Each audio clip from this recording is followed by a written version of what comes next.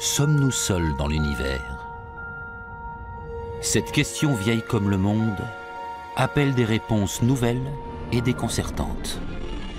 À en croire des découvertes récentes, les conditions nécessaires à la vie pourraient bien être plus répandues qu'on ne le pensait. La science-fiction n'avait rien d'écrit de comparable à ce qu'on découvre aujourd'hui. Les missions envoyées sur notre voisine Mars fournissent des données permettant de croire qu'il s'y trouve de l'eau, l'un des ingrédients clés de la vie. Mars recèle beaucoup d'eau sous forme de glace. C'est un cube de glace recouvert de terre. Et des sondes spatiales découvrent les éléments chimiques constitutifs du vivant dans les lieux les plus inattendus.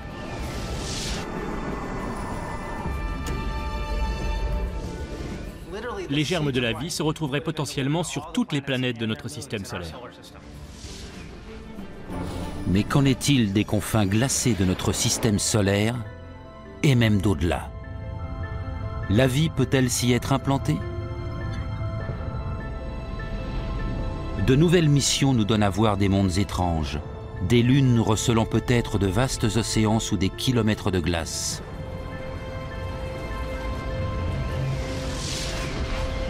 Des paysages parsemés de centaines de volcans actifs. Le périmètre susceptible d'abriter la vie s'est étendu de la Terre jusqu'aux confins du système solaire. Et des sols crachant des jets immenses jusqu'à des centaines de kilomètres dans l'espace. On pourrait tenir dans nos mains la preuve de l'existence d'une vie extraterrestre.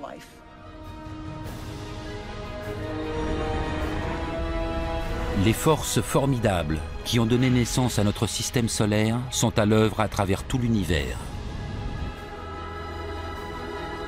On estime à plusieurs dizaines de milliards les planètes en orbite autour d'autres étoiles rien que dans notre galaxie.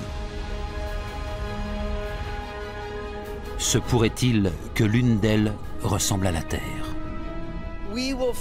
On trouvera des mondes habitables, c'est sûr. La semaine prochaine, l'année prochaine, tôt ou tard.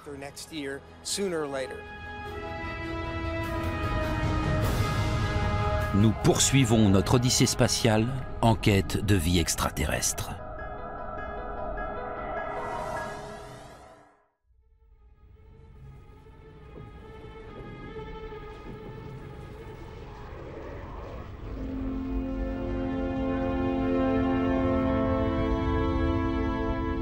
L'idée qu'il pourrait exister des formes de vie extraterrestres est plutôt séduisante. Notre espèce se demande depuis longtemps s'il se trouve d'autres mondes capables d'abriter la vie.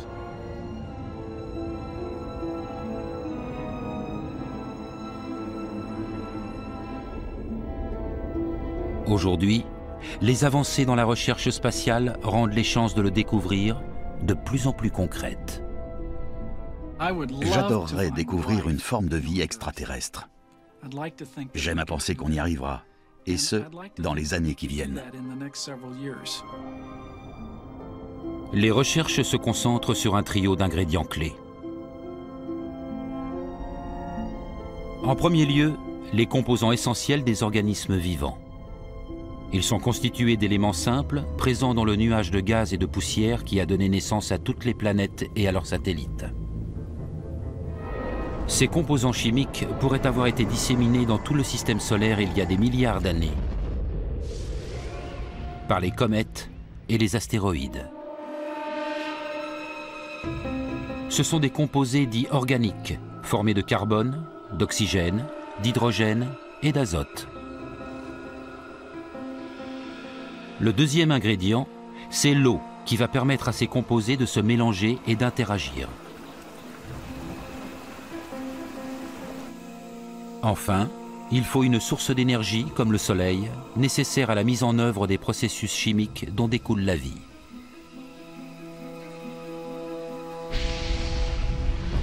Les chercheurs ont longtemps été persuadés que ces trois ingrédients ne pouvaient exister, le cas échéant, que sur des planètes situées à une distance raisonnable du Soleil.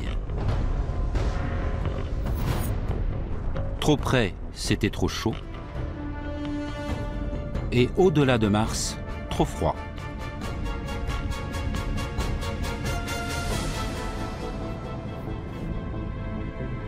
Aujourd'hui, Des missions envoyées aux frontières de notre système solaire remettent en cause ces conceptions.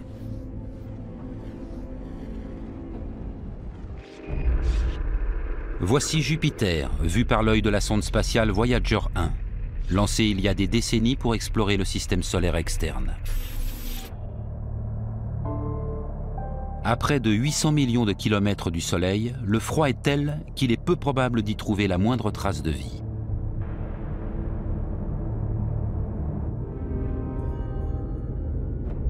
Voyager s'approche d'Io, l'une des quelques 60 lunes en orbite autour du mastodonte gazeux.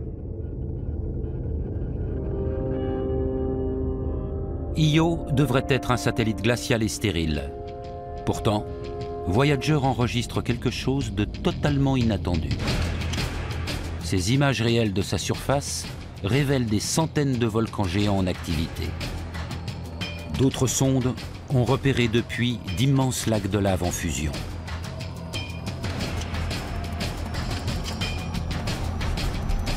Sur notre planète, l'activité volcanique est alimentée par la chaleur du noyau terrestre. Mais Io est si petite qu'elle a dû se refroidir totalement il y a des milliards d'années. C'est donc que son cœur dissimule une autre source d'énergie. La découverte d'un volcanisme actif sur Io constitue une découverte majeure pour les planétologues.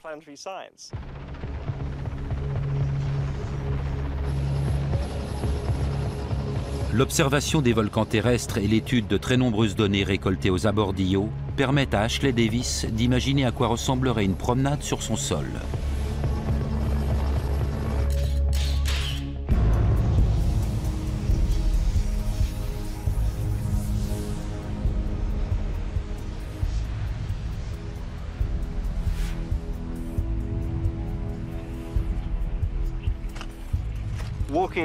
Figurez-vous un environnement extrêmement hostile. Soit très froid, soit très chaud, là où surgit une activité volcanique. Pas d'atmosphère. Vos pas rebondissent légèrement, car la pesanteur sur Io, comme sur la Lune, est 6 fois moindre que sur la Terre. Vous entendez le sol craquer sous vos pieds en évoluant entre les volcans dans ces vastes plaines. Nous voici au milieu d'un champ de lave. C'est noir et relativement chaud. Cette lave provient d'un volcan comme celui qu'on aperçoit là-bas. La sonde New Horizons survole Io. Au passage, elle photographie une éruption colossale. Ce volcan s'appelle Tvashtar. Un immense panache de soufre est projeté à une hauteur de 300 km. Sur ces images prises par la sonde, on voit clairement le panache se déployer puis retomber en pluie sur la surface. Sur Io, les éruptions volcaniques sont phénoménales. Les gaz libérés par la lave projettent des nuages jusque dans le vide interstellaire. C'est très spectaculaire.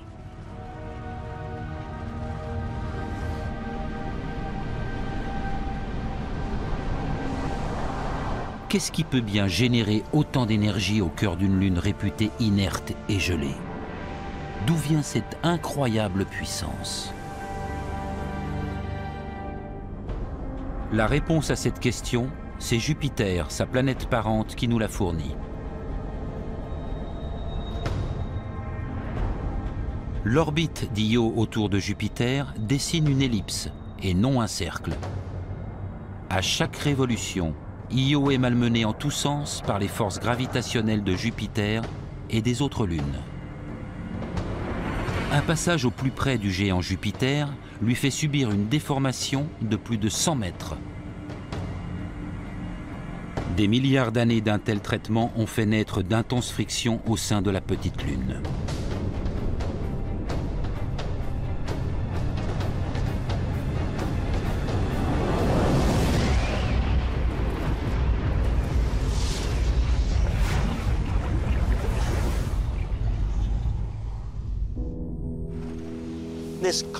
Le satellite malmené réagit comme un morceau de métal qu'on plierait et déplierait. Il s'échauffe. C'est l'origine du cœur volcanique d'Io. La considérable force de marée générée par l'attraction gravitationnelle de Jupiter crée une source d'énergie alternative très loin des rayons chauds du Soleil. Une source d'énergie capable, en théorie, de promouvoir la vie.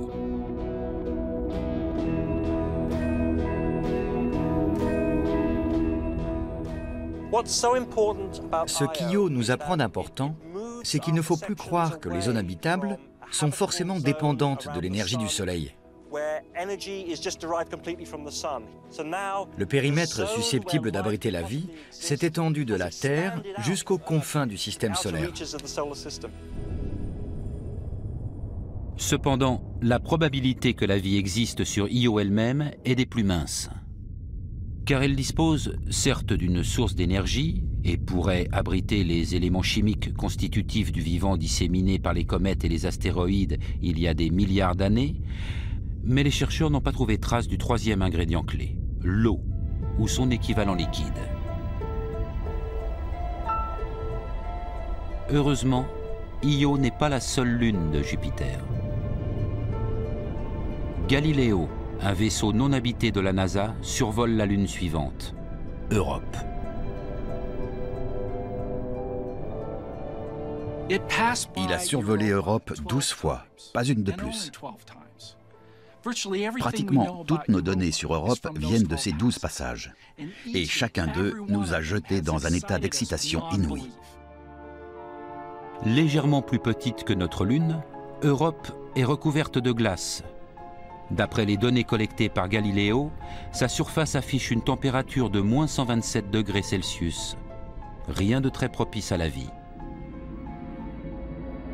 Mais la sonde, en se rapprochant, enregistre ces images. Un mystérieux réseau de fissures sombres est comme gravé sur la surface gelée d'Europe. À certains endroits, la glace s'est craquelée et une tranchée s'est formée. Puis un matériau a rempli le vide et a gelé, ressoudant les parties. En plus des fissures sombres, la sonde met en évidence d'immenses champs de glace déchiquetés.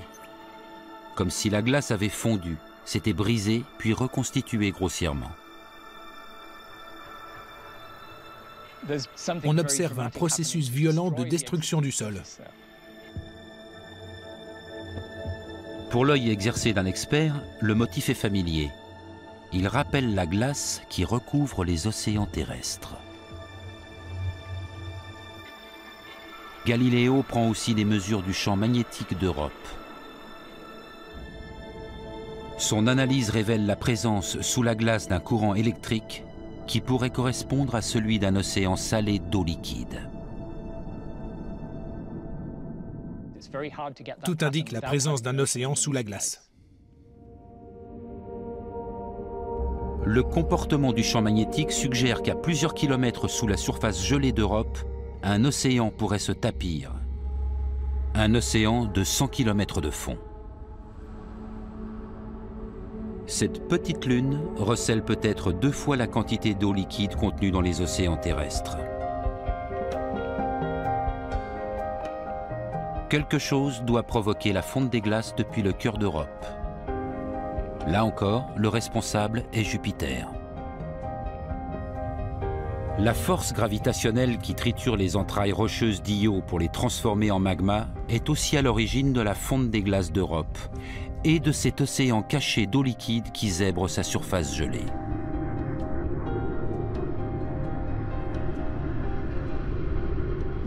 La glace craque et grince en permanence, créant énormément de friction et donc de chaleur. Mais la question est de savoir si quelque chose pourrait vivre dans cet océan liquide froid enfermé sous des kilomètres de glace sans aucun accès à l'énergie du Soleil.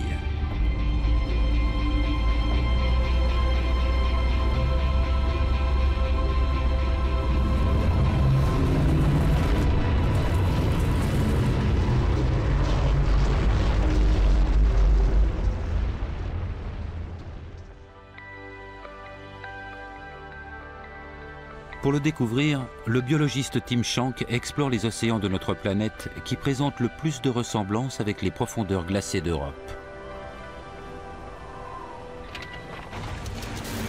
Nous sommes à 320 km du pôle Nord. Tim Shank envoie des robots à la recherche de formes de vie à 3600 mètres sous la couche de glace arctique, là où la lumière du soleil ne perce jamais. Explorer les profondeurs de l'océan Arctique, c'est comme partir en exploration dans le système solaire. C'est un monde de pression et de température extrême où pourrait exister la vie. Ici, l'activité volcanique broie et pétrit le fond de l'océan. Les chercheurs postulent qu'un phénomène similaire est à l'œuvre sous l'océan d'Europe. Il doit y avoir un noyau rocheux soumis à la force de marée et aux attractions qui se déforme comme le reste de la planète. Et la chaleur produite doit se répercuter quelque part. Sur le fond tourmenté de l'océan Arctique, les robots de Tim Shank collectent les preuves de la rigueur de l'environnement. Des fissures volcaniques crachent une eau à 370 degrés saturée de composés chimiques toxiques comme le sulfure d'hydrogène.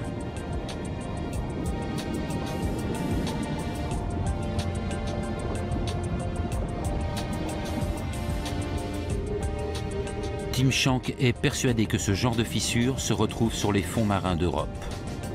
Et là, aggloméré autour des fissures dans le noir le plus total, l'armada de Tim Shank découvre des organismes vivants. On a découvert de nouvelles formes de vie, des microbes qui recouvrent des kilomètres de fonds marins. Même les eaux les plus froides et les plus profondes des océans polaires recèlent une vie qu'on ne soupçonnait pas. Incapables d'utiliser l'énergie du soleil pour alimenter leurs processus vitaux, ces microbes se servent du soufre, de l'hydrogène et du méthane comme source d'énergie chimique. Et les microbes composent le premier maillon d'une vaste chaîne alimentaire. La découverte de la vie ici rend plausible l'éventualité d'une vie sur Europe. Il me paraît clair que les éléments chimiques constitutifs du vivant existent sur Europe. Je vois mal lequel pourrait manquer dans ces eaux. Je serais surpris qu'on n'y découvre aucune forme de vie. Europe recèlerait donc à la fois de l'eau liquide, une source d'énergie et les éléments chimiques constitutifs du vivant sans doute déposés par les comètes et les astéroïdes. Nous voici de plus en plus tentés de croire que des formes de vie existent dans des lieux où on n'aurait jamais pensé les trouver. Des lunes qui, en exécutant leur révolution, produisent de la chaleur, donc une fonte des glaces et des océans souterrains propices au développement de la vie, voilà une idée qui bouscule nos conceptions.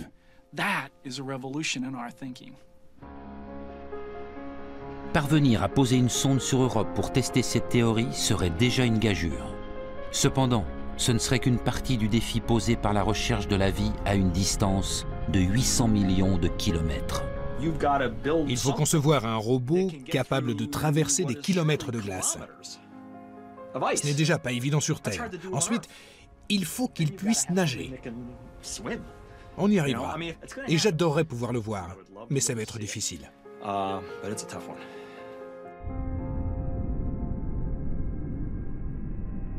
Europe n'est pas le seul lieu intrigant dans les confins du système solaire.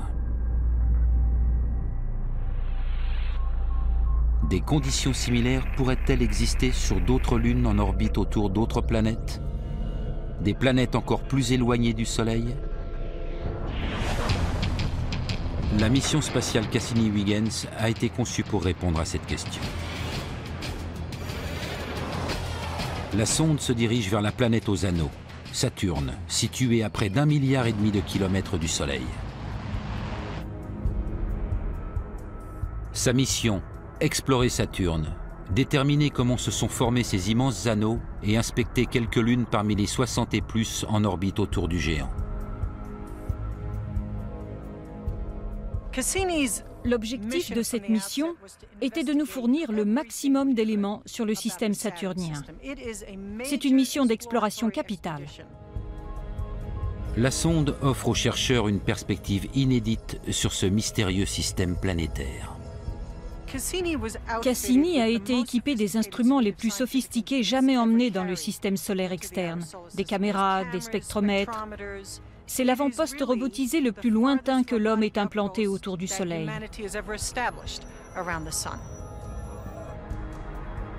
7 ans après son lancement, Cassini entre enfin dans l'orbite de Saturne. Les fameux anneaux nous apparaissent pour la première fois en détail. Ils s'étendent sur des centaines de milliers de kilomètres. Et pourtant, à certains endroits, ils n'excèdent pas quelques dizaines de mètres d'épaisseur. Utilisant ces instruments pour mesurer la longueur d'onde de la lumière réfléchie, la sonde confirme que ces anneaux majestueux sont constitués de milliards de particules brillantes de glace d'eau quasiment pure, dont la taille varie de celle d'un grain de poussière à celle d'une montagne.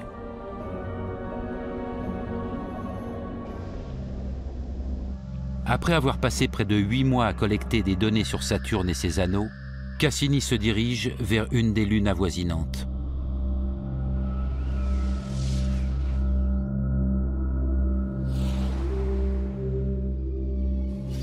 Cette minuscule boule de glace de seulement 500 km de diamètre, c'est Encelade.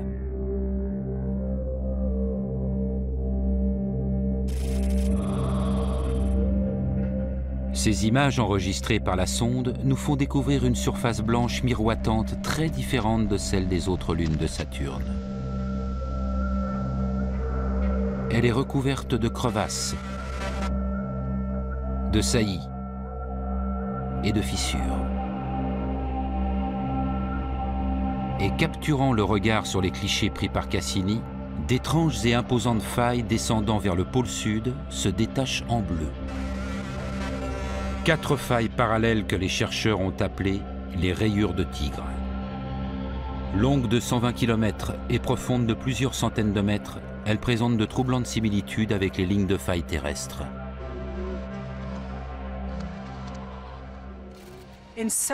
Encelade était l'un des principaux objectifs de la mission. Manifestement, il y avait eu une activité sur cette lune. La question était de savoir si c'était toujours le cas. À la faveur d'un nouveau survol, les capteurs thermiques de la sonde enregistrent une donnée inattendue. Au pôle sud, les rayures de tigre devraient être plus froides que le reste de la Lune. Or, elles irradient de la chaleur.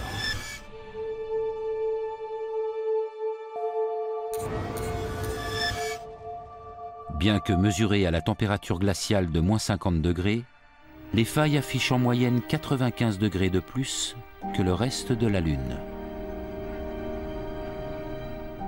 Puis, la sonde modifie son orientation. Encelade se découpe alors sur le Soleil. Une perspective qui révèle d'immenses jets de glace projetés dans l'espace.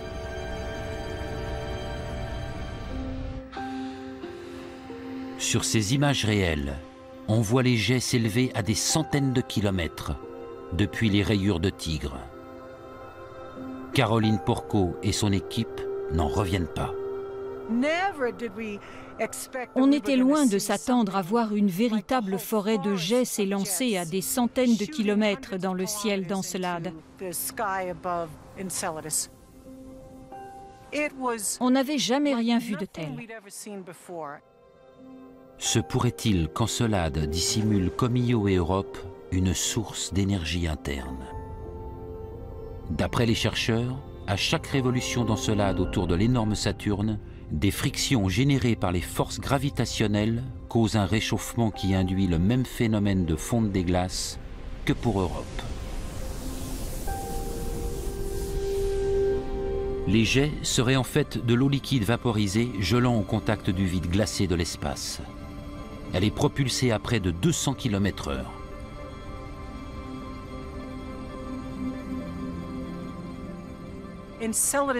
Encelade subit une torsion en s'approchant de Saturne. Ça produit la même chose que quand vous tordez un trombone, un échauffement interne. Et cette chaleur pourrait induire la présence d'un liquide sous la surface.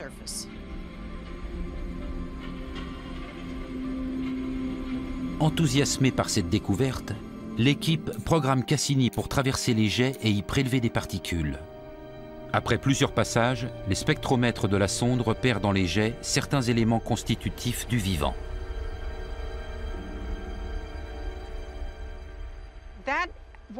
C'était une découverte vraiment extraordinaire, parce qu'on constatait qu'il existait à la fois de l'eau liquide, une puissante source de chaleur et des matériaux organiques. C'est tout simplement ce qu'on recherche tous, le trio d'ingrédients indispensables à l'habitabilité d'une zone. Mais ce monde insolite et déroutant est-il vraiment susceptible d'abriter la vie ? Caroline Porco imagine à quoi pourrait ressembler une quête du vivant sur la surface d'Encelade.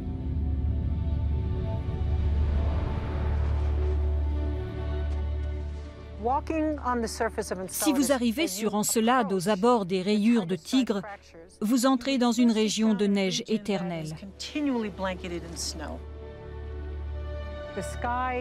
Le ciel est noir car il n'y a pas d'atmosphère. Vous avez l'impression de flotter en raison de la faible pesanteur. Avec le soleil dans le dos, vous ne voyez rien. Mais en vous positionnant face à lui, vous pouvez admirer un spectacle parmi les plus fantastiques du système solaire.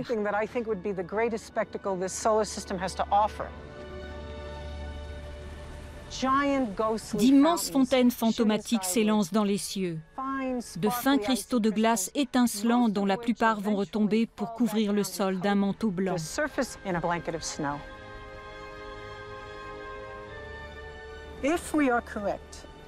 Si on ne se trompe pas en postulant que les jets d'Encelade proviennent de poches d'eau où la vie aurait pu éclore, une poignée de la neige de son sol pourrait contenir les restes de minuscules organismes vivants.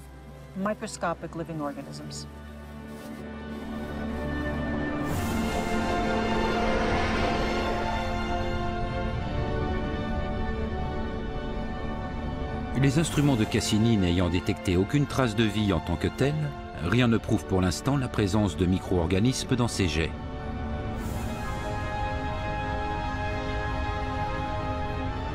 Pour autant, cette découverte classe Encelade au premier rang des lieux à visiter lors d'une prochaine mission. C'est comme s'il y avait un panneau sur Encelade qui dirait « Échantillon gratuit, servez-vous ». Tout ce qu'il y a à faire, c'est traverser ces panaches. Pas besoin de creuser ou de courir à droite et à gauche, les particules sont envoyées dans l'espace. La découverte d'une nouvelle source d'énergie et la présence éventuelle d'océans d'eau liquide à l'intérieur de certains satellites portent à croire que la vie a pu trouver d'autres moyens de s'implanter dans notre système solaire. Parallèlement, sur Terre, on découvre que la vie peut faire face à des conditions autrement plus drastiques que ce qu'on avait imaginé jusqu'ici. L'étude des environnements extrêmes révèle que certains microbes peuvent vivre dans des déserts arides et même se complaire dans des lacs saturés d'arsenic.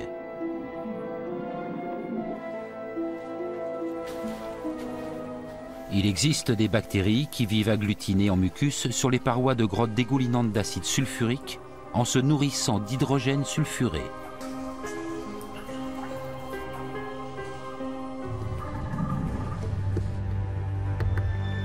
Et nos rivières, gorgées de déchets toxiques, conviennent apparemment très bien à une espèce particulière de microbes. On sait aujourd'hui que certains micro-organismes peuvent vivre dans des environnements acides et même toxiques.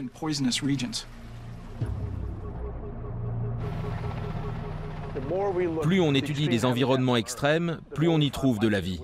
On repousse continuellement les frontières de l'existence du vivant. Des glaciers les plus froids aux sources chaudes les plus brûlantes.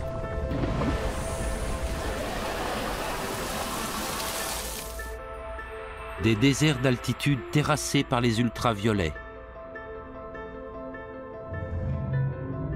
Aux grottes enfouies à des kilomètres sous terre. En passant par les fosses océaniques qui ne voient jamais le jour. On découvre aujourd'hui que la vie parvient coûte que coûte à s'implanter et à prospérer. La vie sur Terre existe jusque dans des lieux très extrêmes. Elle est capable de prouesses exceptionnelles.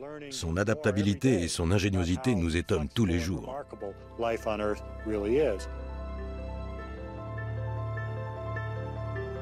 Cela signifie-t-il que certains mondes que nous aurions jugés trop hostiles au premier abord méritent d'être réexaminés? Nos recherches doivent évoluer en fonction des nouvelles possibilités.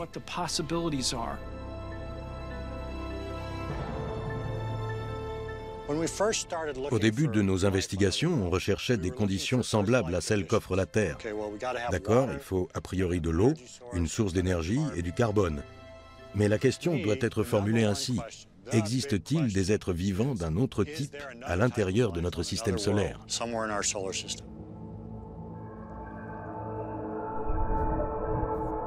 Chris McKay aimerait savoir si la vie peut se développer selon d'autres modes, peut-être même en utilisant d'autres genres de processus chimiques. Cela admis, pourrait-on envisager de voir les lieux les plus inhospitaliers se révéler de bien surprenants berceaux?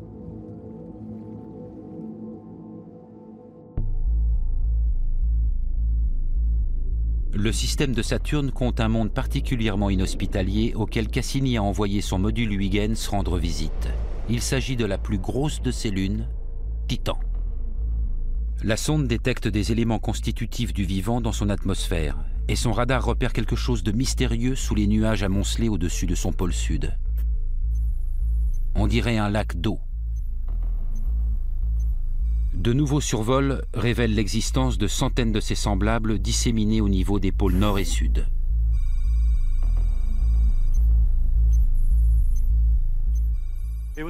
C'était exaltant de se pencher sur le mystère de ces lacs. Que signifiait-il?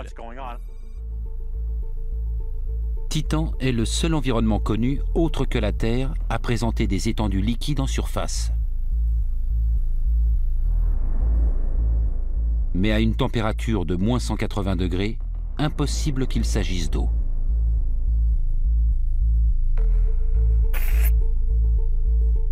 Après analyse des ondes infrarouges renvoyées par les lacs, il s'avère qu'ils sont constitués de méthane et d'éthane liquide à très basse température. Sur Terre, ces hydrocarbures existent sous forme gazeuse et nous servent de combustible. D'après les données collectées, le méthane de Titan creuse des vallées, forme des nuages et retombe même en pluie.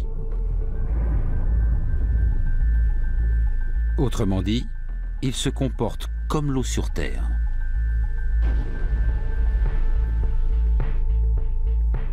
Mais se pourrait-il que, comme l'eau sur Terre, il soit propice à la formation de la vie, en permettant aux molécules organiques de se dissoudre, de se mélanger et d'interagir?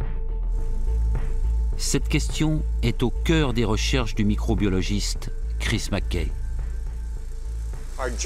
Notre théorie du vivant, fondée sur le seul exemple de la Terre, intègre la nécessité d'un élément liquide. Certains vous diront qu'il faut que ce soit de l'eau. Mais en voyant Titan, on est en droit de se poser la question, un autre liquide ne peut-il pas faire l'affaire? Mais pour Chris McKay, la vie ne saurait exister sur Titan sans l'accomplissement d'un processus fondamental. Un processus qui, selon les théories les plus largement acceptées, a eu lieu sur la jeune Terre. Nous en serions les produits. Selon ce scénario, les ingrédients de base de la vie, les molécules organiques, se sont dissoutes dans l'eau. Puis, une fois intégrées à l'élément liquide, elles se sont assemblées et ont réagi entre elles pour former des molécules plus importantes et plus complexes, vouées à se développer mystérieusement en êtres vivants. Considérer que la vie a pu avoir sa chance sur Titan, c'est postuler que les éléments constitutifs du vivant ont pu se dissoudre dans le méthane liquide. C'est ce que Chris McKay s'efforce aujourd'hui de déterminer. Avant toute chose, il lui faut reproduire les éléments constitutifs du vivant que les instruments de Cassini ont détectés dans l'atmosphère de Titan. Simulant une source d'énergie, le chercheur déclenche une étincelle électrique qui va frapper dans le tube à essai des gaz correspondant à ceux rencontrés sur Titan. Il obtient effectivement des molécules comparables à celles qui flottent dans l'atmosphère du satellite. C'est ce résidu brun au fond du tube. En reproduisant dans une éprouvette la réaction qui a lieu sur Titan, on obtient le même genre de matériaux organiques que dans son atmosphère. Ensuite, Chris McKay va recréer les lacs si particuliers de Titan en remplissant le tube à essai de méthane gazeux qu'il va refroidir à moins 143 degrés au moyen d'azote liquide. Le méthane se liquéfie exactement comme sur la surface glacée de Titan. On a maintenant un lac en miniature dans l'éprouvette, du méthane liquide baignant nos matériaux organiques. Alors, est-ce qu'ils vont se dissoudre? Est-ce que des molécules plus complexes vont se former avec le temps? Est-ce qu'on va voir émerger une forme de vie nouvelle?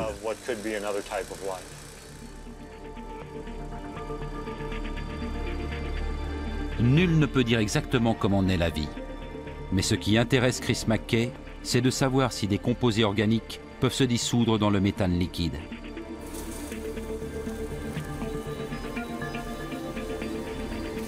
Si c'était le cas, cela signifierait que les processus chimiques nécessaires à la vie pourraient se déclencher, même en contexte de froid extrême, dans des liquides autres que l'eau.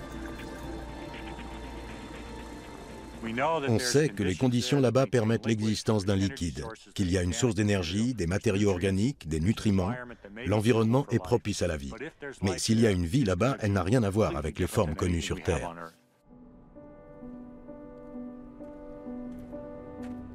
Grâce aux recherches de Chris McKay, nous avançons vers la possible découverte d'une vie sur Titan.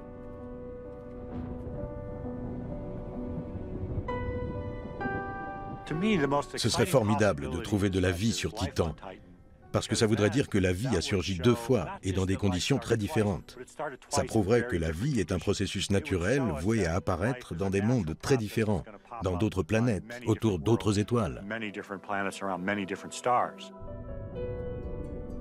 Titan, Encelade, Europe et Io démontrent que notre système solaire lui-même recèle des mondes où certains chercheurs n'excluent pas de découvrir la vie. Les organismes qu'on y trouverait seraient taillés pour l'extrême. Leur structure serait nouvelle pour nous. Mais on se rend compte aujourd'hui que ces environnements pourraient abriter la vie. Les 3 facteurs vitaux, l'énergie, l'élément liquide et les éléments chimiques constitutifs du vivant, sont plus répandus qu'on ne l'imaginait. Et si cela se vérifie près de chez nous, ces conditions propices ne sont-elles pas susceptibles d'exister également au-delà des frontières de notre système solaire? Comprendre notre système solaire, c'est commencer à comprendre ce qui peut se passer autour d'autres étoiles, et même dans toute la galaxie. C'est changer notre perception de l'univers.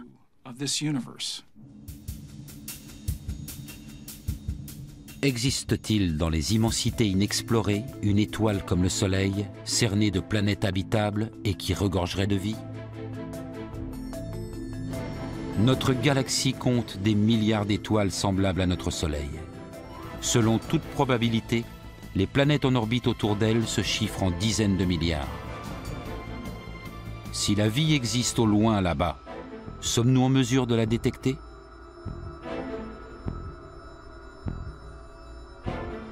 L'astronome Mario Livio est à la pointe de cette recherche. Il utilise le télescope spatial Hubble pour scruter l'espace et observer la naissance des nouvelles étoiles similaires à notre Soleil. Voici la nébuleuse d'Orion, vue par Hubble. Ici, à 1500 années-lumière de notre système solaire, de nouvelles étoiles voient le jour au cœur d'un immense nuage de poussière et de gaz. La nébuleuse a presque l'apparence d'une grotte. Dans la partie en creux, là où le gaz et la poussière ont été soufflés, on peut observer la naissance des étoiles. Et tout au centre, parmi les étoiles étincelantes, se niche une petite tache noire. C'est en fait un jeune soleil, entouré d'un épais disque de poussière et de gaz, s'étendant sur plus de 80 milliards de kilomètres. Cette tâche matérialise l'aube d'un nouveau système solaire.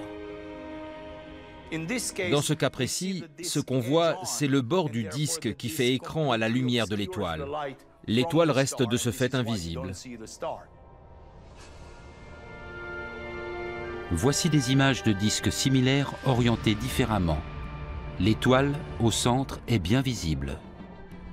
Ces nuages tourbillonnants de matière formeront peut-être un jour des planètes et des lunes si leurs particules de poussière, de glace et de gaz commencent à s'agglomérer. On suppose que c'est de cette façon que sont nées les planètes de notre système solaire. À en croire les observations répertoriées grâce à Hubble, les disques tourbillonnants de ce genre sont extrêmement communs. Le fait que nous en observions très souvent indique que les constituants de base des planètes sont très répandus. Des systèmes planétaires se forment donc probablement autour de la plupart des étoiles.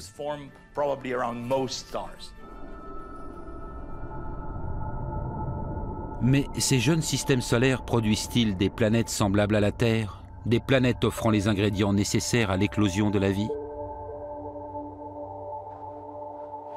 L'astronome Josh Eisner aimerait répondre à cette question. Pour ce faire, il s'est rendu au Mauna Kea à Hawaï, afin d'y observer plus en détail les nuages de gaz et de poussière. On cherche à savoir si ce qu'on considère comme la base du vivant sur notre planète pourrait être disponible autour d'autres étoiles. Analyser des gaz et des particules de poussière situés à des centaines d'années-lumière de distance n'est pas à la portée du premier télescope venu. Cela requiert des instruments d'une sensibilité et d'une précision hors normes, que l'on trouve à l'observatoire Keck.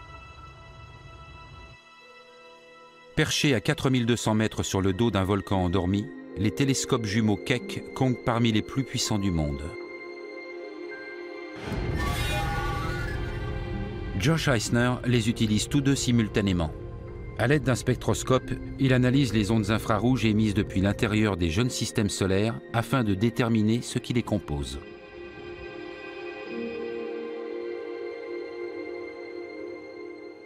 On s'efforce de répertorier tous les composants de cette poussière et de ces gaz brûlants. Peut-être contiennent-ils de la vapeur vouée un jour à intégrer une atmosphère ou à former un océan. Ces découvertes sont encourageantes. Plusieurs de ces systèmes solaires lointains révèlent la présence de carbone, d'oxygène et d'hydrogène, trois éléments clés pour la formation des matériaux chimiques nécessaires à la vie.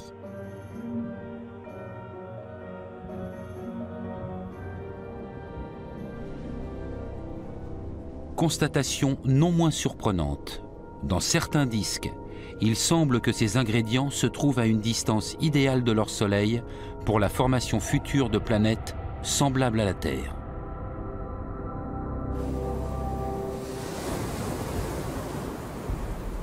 Voilà pour la théorie. Mais la question est, ces fameuses sœurs de la Terre existent-elles? Jeff Marcy est un autre astronome que la question taraude. Il tente d'y répondre plus directement. C'est un chasseur de planètes occupé à scruter les cieux pour y découvrir une planète sœur déjà en orbite autour de son étoile à des milliers d'années-lumière de notre système solaire.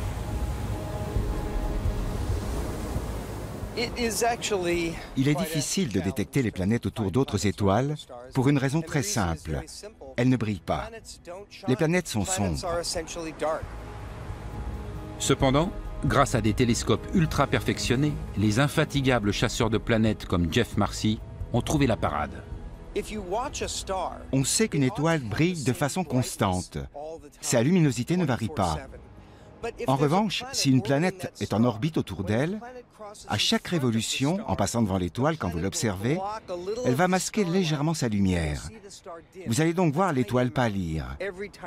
Elle pâlira légèrement à chaque fois que la planète repassera devant. Et ce qui est formidable, c'est que cela vous renseigne sur la taille de la planète. Parce que plus elles sont grosses, plus elles bloquent la lumière. Voilà comment on récolte un tas d'informations en regardant pâlir les étoiles.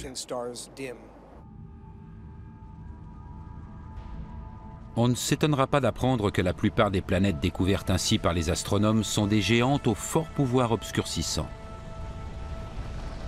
Observant en outre la force d'attraction qu'elles exercent sur leur étoile, Jeff Marcy en déduit que la plupart de ces planètes géantes sont gazeuses et donc peu susceptibles d'être habitables. Dans cette quête intangible, le Graal prend la forme d'une planète bien plus petite, tellurique comme la Terre, et comme elle, propice à la vie.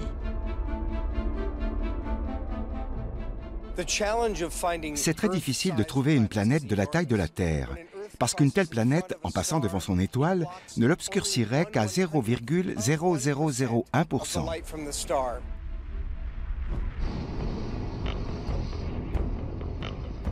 Le télescope spatial Kepler est conçu pour détecter ces baisses minimes d'intensité. Sa mission, se concentrer sur une petite portion d'espace, un périmètre de 150 000 étoiles, pour tenter d'y repérer une planète de la taille de la Terre.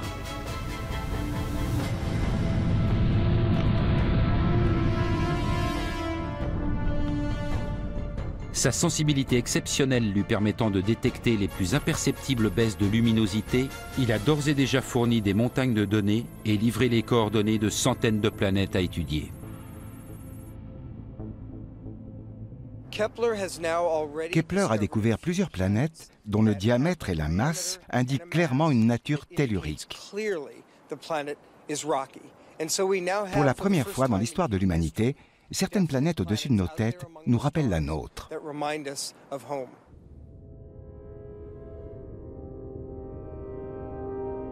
Ces premières planètes telluriques sont trop proches de leur étoile pour pouvoir abriter la vie. Mais la quantité de planètes encore potentiellement en lice nous pousse à poser aujourd'hui un regard neuf sur les systèmes solaires au-delà du nôtre.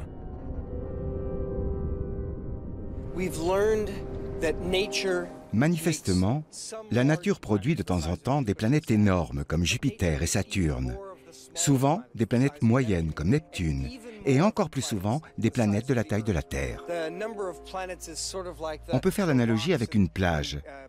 Vous allez y trouver quelques gros rochers, pas mal de cailloux et un nombre considérable de grains de sable. Eh bien, les grains de sable, ce sont les planètes ressemblant à la Terre dans le cosmos. Pour Jeff Marcy, nous trouverons une planète habitable. Ce n'est qu'une question de temps. Je pense que ce paysage se retrouve à des milliards d'exemplaires sur des planètes sœurs de la Terre, les planètes habitables de notre Voie lactée. Mais en admettant que nous trouvions une planète de la bonne taille, parfaitement située, pourvue d'océans d'eau liquide, serions-nous en mesure d'y repérer une forme de vie à des centaines d'années-lumière de distance ?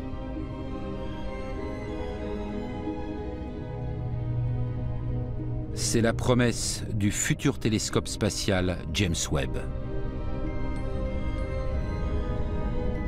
Ce bijou de technologie, 3 fois plus puissant que Hubble, doit être lancé dans quelques années. Il sera capable d'analyser le flux stellaire traversant l'atmosphère des planètes sœurs de la Terre les plus proches pour tenter d'y déceler des signes révélateurs de la présence du vivant. Si on trouve une planète qui combine oxygène, méthane, dioxyde de carbone et azote comme la Terre, on a toutes les chances de découvrir des plantes à l'origine de la production de l'oxygène. À mesure que la portée des télescopes augmente et que les missions spatiales s'aventurent toujours plus loin, de nouvelles découvertes viennent transformer l'idée que nous nous faisions de notre système solaire et de notre galaxie.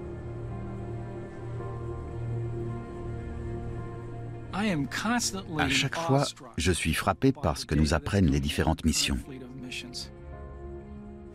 La science-fiction n'avait rien d'écrit de comparable à ce qu'on découvre aujourd'hui.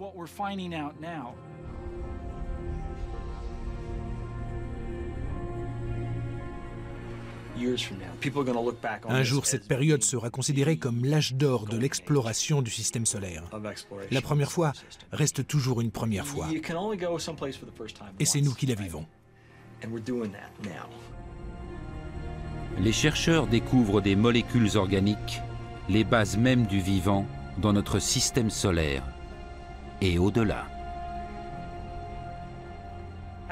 Il serait naïf de croire que la Terre est le seul endroit de l'univers où se joue cette chimie de la vie.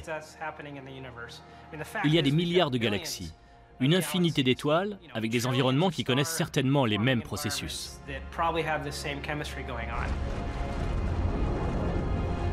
Les conditions qui rendent une planète habitable sont probablement plus répandues qu'on ne le supposait. Tout ça nous suggère que la vie peut surgir facilement dans un autre monde. Les forces déployées par la nature pour susciter la vie sur la Terre pourraient bien être à l'œuvre ailleurs dans notre galaxie.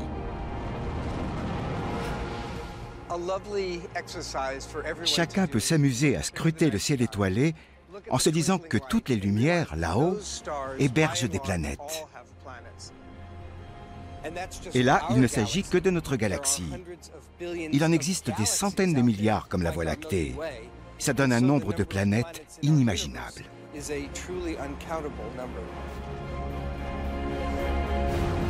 Aujourd'hui, la quête est plus que jamais lancée.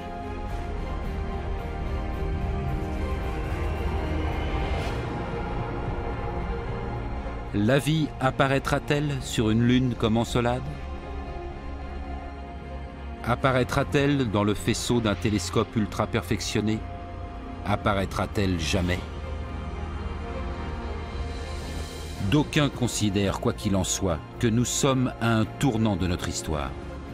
Le moment où nous aurons disposé pour la première fois de la technologie et du savoir-faire nécessaires pour nous lancer à la recherche de formes de vie extraterrestres.